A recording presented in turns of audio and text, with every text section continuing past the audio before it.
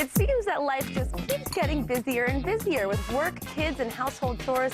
Getting a delicious and nutritious meal on the table every night isn't easy. But now, with our new series, Family Style Dinners, you will have more time and less stress. Chef Bill Collins is a personal chef, and he is here to show us how to make black bean lasagna. Chef Bill, welcome back. Thank you very much, Ashley. Nice to be with you. This is such a great series, and I have to say, personally, I'm so excited about it, to learn these great meals. Yeah, I'm thrilled to show you how to do these, especially with lasagna, because there's so many time-saving steps, and you can get so many meals out of this one. It fits right into what we're doing. Good. So how do we get started with the black bean lasagna? Well, I'm just going to make a comparison. I call this a kind of a Southwest lasagna or a black bean and salsa lasagna. So when you think of a traditional lasagna, it's got meat usually on the bottom, and it's got tomato sauce that hopefully or maybe you might have made at home, and a ricotta or mozzarella cheeses. Well, change it around a little bit. Instead of having meat in the bottom, we've got black beans. And I've made some black beans with a little bit of garlic, fresh cilantro, and just a hint of Tabasco. And instead of a tomato sauce, I've mixed a tomato salsa with some fresh tomatoes. Didn't even have to cook it. So you're saving some time right there. And the cheeses in this case are fresh mozzarella and Monterey Jack. So it's very similar to a typical lasagna, but you're just changing up some You're ingredients. changing around the flavors. And there's one other thing, and this is the big secret a lot of people don't know about, and that is the kind of lasagna noodles we're using. And I'm going to get to that in just a second. Okay, I'm excited about those. So the first thing I'm going to do is I'm going to put down a bit of a layer, just as though you were putting the meat on the bottom of the lasagna. And putting these are black beans. Do you just mix those together? You didn't cook it? You just... I did heat it up You because, did, okay. because I think it gives it a better texture. You can cool this down or do it warm. But not only does it give it a better texture, but it gives the garlic also a little bit of a chance to cook. So it just heats very quickly. It's not like it's simmering for days. Okay. So now, here's the big secret. No boiled lasagna noodles. Amazing. You don't have to boil them up and then oil them and stretch them out and hope they don't stick together. Who has time for that, right? Exactly.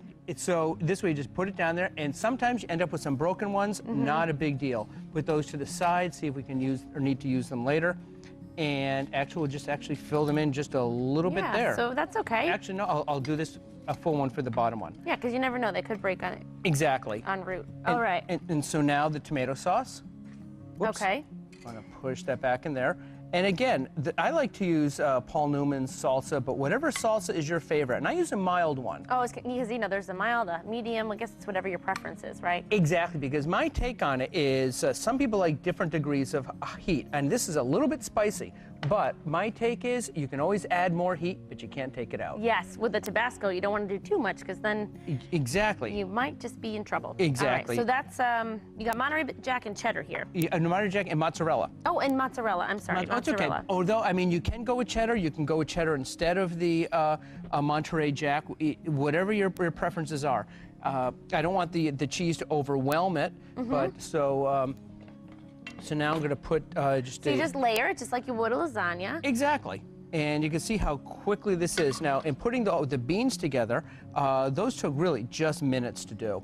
So it's a very fast And you dish. drained the beans before you put them together. I did drain the beans before I put them in there, absolutely. These no-boil noodles are just amazing. I mean... These are the best thing since sliced bread. Yes, seriously, you're not kidding. Oh, yeah, They really are the absolutely. best things since sliced bread. So you just drop Layer it them down right there, on. layer them right on. Great. And a little bit more sauce. Now, this is something that you could freeze, would you say, if you make a lot of it? Yes. Now, there are two ways. You can freeze it before you cook it. You can freeze it afterwards because don't forget, you're going to probably get anywhere from, depending on how big your kids are or your guests or their appetites. Their appetites. Yeah, exactly. I mean, the kids get older, the appetites get bigger. That's right. So you're going to get quite a bit number. You're going to get at least 8 servings out of this, maybe even 10 or more. Yeah, so it's great to freeze for a meal down the road. You can have it. Yep. So, and actually, that's also another benefit. Say you do this on a Sunday evening or any time, you can just freeze the rest, and rather than saying, well, I'm going to eat it tomorrow, and you're just going to have that much more left over for next time. So now my question for you, Bill, is say I freeze it, right? I freeze a whole dish of it, and then when I take it out of the freezer, what's the best way to reheat it to really make sure that it's cooked the right way? Well, actually, you just asked two very important questions, believe it or not. One of them is when you take it out of the freezer, don't leave it on the counter to thaw, because that's when bacteria sets in. Yep. Take it out the day before you want to have it and thaw it out in the fridge. Okay. That's the first step. The second step is you could just reheat it till it's heated through. You don't have to bring it up to a screaming hot temperature. Put it right back in the oven? Put it right back in the oven, yep. Absolutely. So easy to do that. If you're going to make it, you might as well make a lot of it, and that way life is easier for you in the weeks ahead. Which is what you're trying to do when you're on the go and you're busy. Exactly, because you're just so crazy busy. If you can save a lot of steps, because when the time it takes you to do this lasagna, if you can have more, maybe even want to make 2 of them, is that you have just saved yourself literally hours of putting together many more meals. And so you pop in the freezer, have it later in the month, have it weeks later, whenever. It's just going to save you so much time. Oh, this is smelling good. It's not even cooked yet. Exactly. I'm getting so hungry. It smells really good. And so we're just going to put a little bit more cheese on the top. Okay. And just a little bit more here. You know what I like about this recipe too is there's really very little to chop. And like for me personally, I'm not a fan of cilantro. I'd probably just take it out of the recipe. So everything's pretty much already ready to go. Exactly. And the only thing is if you keep the cilantro in, you're chopping 2 things, garlic and cilantro.